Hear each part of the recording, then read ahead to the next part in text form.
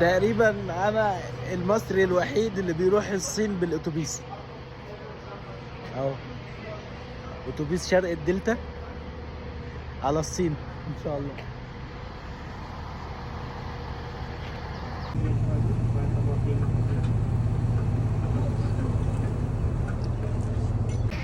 يعني اتوقع ان دي الرحله الاصعب ممكن تكون في حياتي، لان احنا حاجزين اتوبيس حوالي 19 ساعه، لا وكمان عطل.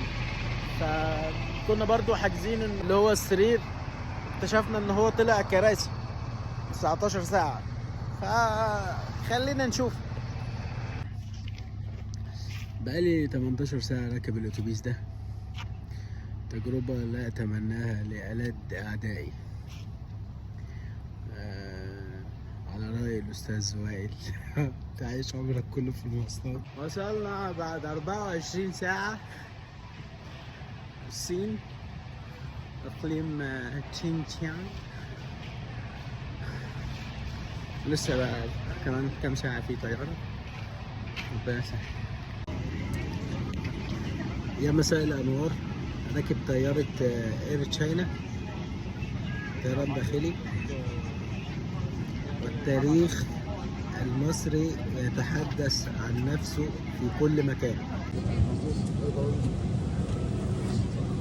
حد طلب منهم يحطوا الأهرامات بتاعتنا ويتكلموا عليها؟